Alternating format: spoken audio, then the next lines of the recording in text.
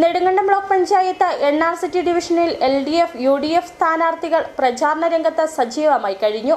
ഇരു സ്ഥാനാർത്ഥികളും എന്താണ് സന്ദീപ് രാജാക്കാടിനോട് പറഞ്ഞതെന്ന് കേൾക്കാം.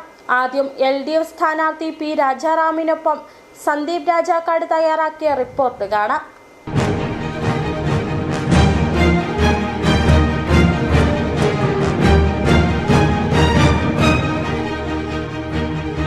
സ്ഥാനാർത്ഥികൾ ഇങ്ങനെ എല്ലാവരും തിരക്കിട്ട പരിപാടികളിലാണ്.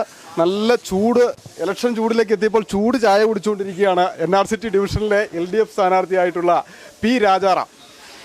എങ്ങനെ പോകുന്നു ഇലക്ഷൻ പ്രചാരണമൊക്കെ? പ്രചാരണം തുടങ്ങി.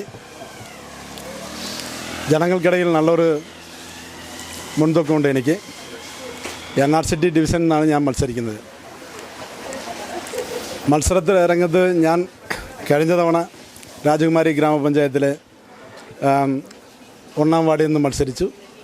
സ്റ്റാൻഡിംഗ് കമ്മിറ്റി ചെയർമാനായിട്ട് 5 വർഷക്കാലം പ്രവർത്തിച്ചു. ഇപ്പോൾ വീണ്ടും ബ്ലോക്കിലേക്കാണ് മത്സരിക്കുന്നത്. മത്സരരംഗത്ത് വന്നപ്പോൾ എനിക്ക് നല്ലൊരു ആത്മവിശ്വാസം വന്നിട്ടുണ്ട്. കഴിഞ്ഞ 5 വർഷം നടത്തിയ വികസന പ്രവർത്തനങ്ങൾ, ജനക്ഷേമകരമായ പ്രവർത്തനങ്ങൾ, അതെല്ലാം ജനങ്ങൾക്കിടയിൽ നിന്ന് പ്രവർത്തിച്ചതിൻ്റെ അനുഭവത്തിൻ്റെ അടിസ്ഥാനത്തിൽ ഇനിയൊരു തെരഞ്ഞെടുപ്പിനെ നേരിടുമ്പോൾ നമുക്ക് നല്ലൊരു ധൈര്യമുണ്ട്. ഈ UDFിൻ്റെ സ്ഥാനാർത്ഥി അമലാണ് എൻആർ സിറ്റി ഡിവിഷനിൽ മത്സരിക്കുന്നത്. യൂത്ത് എന്ന രീതിയിൽ നിൽക്കുന്നു. താങ്കളും യുവജന മേഖലയിൽ വളരെ ദീർഘകാലം പ്രവർത്തിക്കുകയും ഭാരവാഹിയായിരിക്കുകയൊക്കെ ചെയ്തിട്ടുണ്ട് DYFIയുടെ. അപ്പോൾ 2 യുവാക്കൾ തമ്മിലുള്ള ഒരു ഏറ്റുമുട്ടലാണ്. എങ്ങനെയായിരിക്കും അതിനെ കാണുക?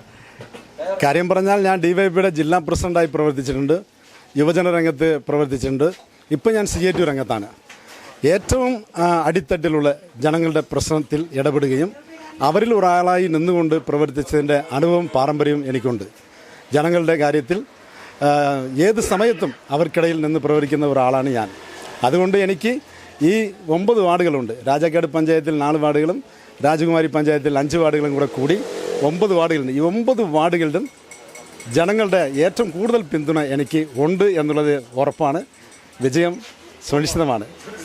അതെ, നമ്മൾ UDFിനെ കണ്ടിരുന്നു. LDFിൻ്റെ സ്ഥാനാർത്ഥിയുടെ വാക്കുകളാണ് ഇപ്പോൾ നമ്മൾ കേട്ടത്. തികഞ്ഞ ആത്മവിശ്വാസത്തിലാണ്, 100% വിജയപ്രതീക്ഷയോടുകൂടി തന്നെ പ്രചാരണ രംഗത്ത് സജീവമായി പോവുകയാണ്. അപ്പോൾ അദ്ദേഹത്തിന് നമ്മൾ വിജയ ആശംസകൾ നേരുകയാണ്. മറ്റൊരാളുമായി നമുക്ക് വീണ്ടും കാണാം. ക്യാമറാമാൻ ബ്ലസൻ ജോയിക്കൊപ്പം സന്ദീപ് രാജാക്കാട്, സിറ്റി വിഷൻ.